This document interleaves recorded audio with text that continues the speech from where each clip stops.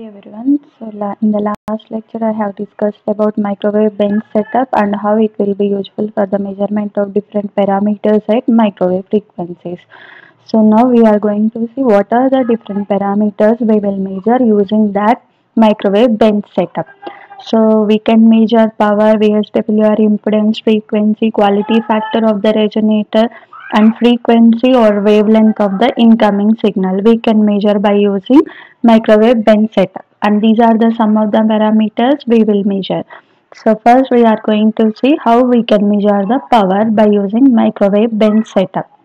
So we know that power is nothing but energy dissipated per unit time or stored energy per unit time, and we can have the power in different levels, so low power, medium power and high power, and we are going to measure low power signals.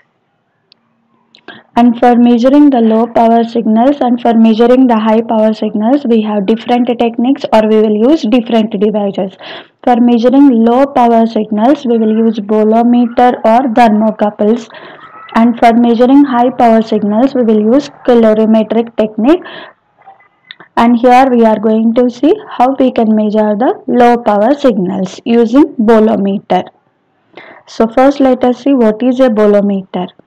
So bolometer is nothing but a device whose resistance changes with temperature, and mainly we have two types of bolometers, barretter and thermistor.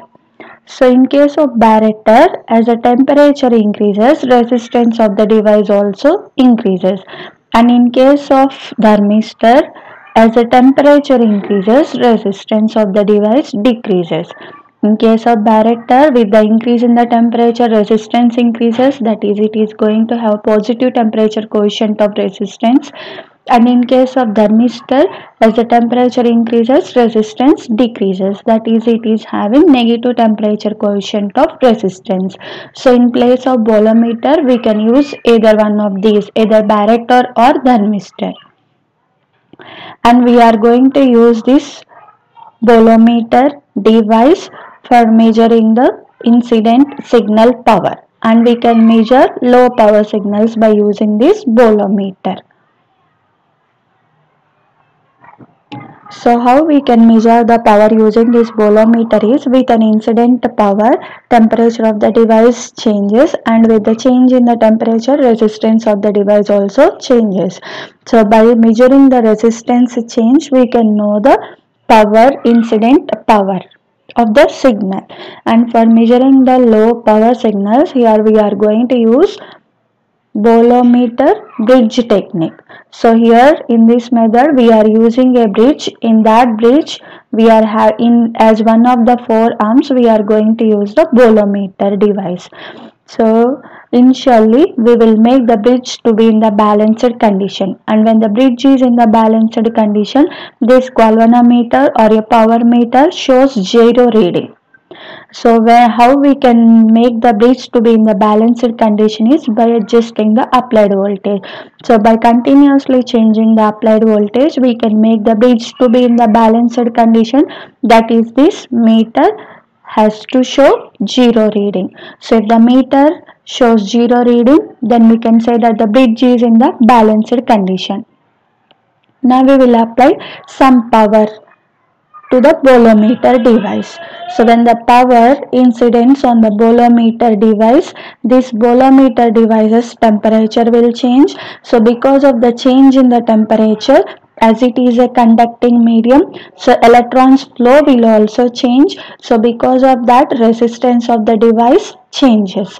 As the resistance of the device changes, voltage or current in that arm also changes. So because of that, we can have the meter to show some reading. So when a power incidence on a bolometer device, then galvanometer will show some reading.